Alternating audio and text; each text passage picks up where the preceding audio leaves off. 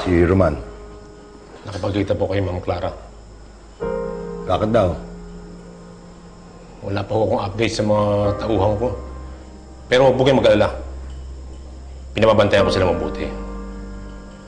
Nag-iwan din po ako ng 2 security para kina Jason at Haling Ellen.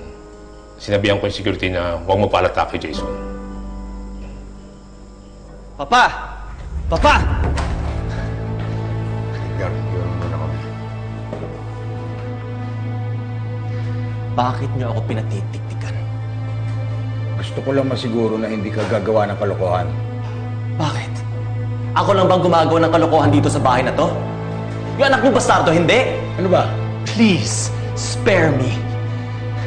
Sawang-sawa na ako makinig sa mga pagtatanggol mo sa anak ko sa labas! Puwisit!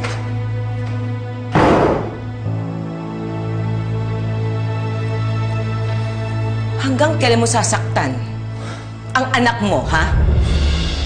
Ginagawa ko lang kung ano ang tama. Tama ba na si Roman lang pang-initan mo? Hindi lang siya may kasalanan. Alam mo, Moises, pinagsisisihan ko ang araw na pinakasalan kita. Iba na lang sana naging ama ng anak ko. Yung magiging mabuti sa kanya. Siguro nga tama ka. Someone else could have been a better father to Roman. Pero huli na ang lahat para mabago pa natin ang mga naging desisyon natin. Ginagawa ko lang lahat ng makakaya ko para mapabuti ang kalagayan ng mga anak ko. Kung sa tingin mong tamang ginagawa mo, hindi sa paningin namin ng anak mo.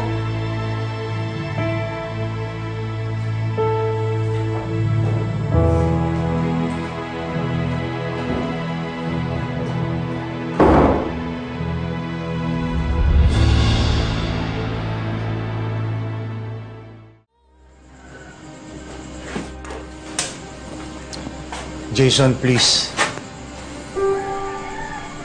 Hindi ako magtatagal. Jason, alam kong mali ang ginawa kong pagpilit sa'yo na umalis na dito. Pero sana maintindihan mo. Ginawa ko lang naman yun para sa kaligtasan mo. At para sa nanay mo.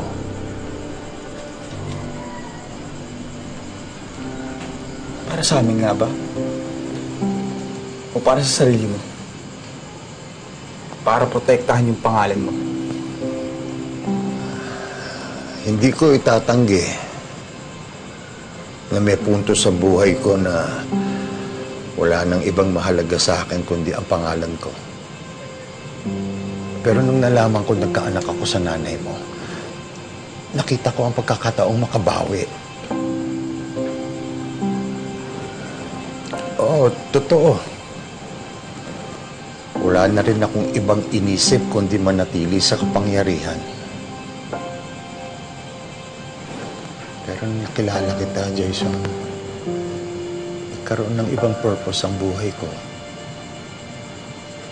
Ang maging ama sa'yo. Lahat ng sinabi mo, parang ang hirap paniwalaan sa lahat na nangyari.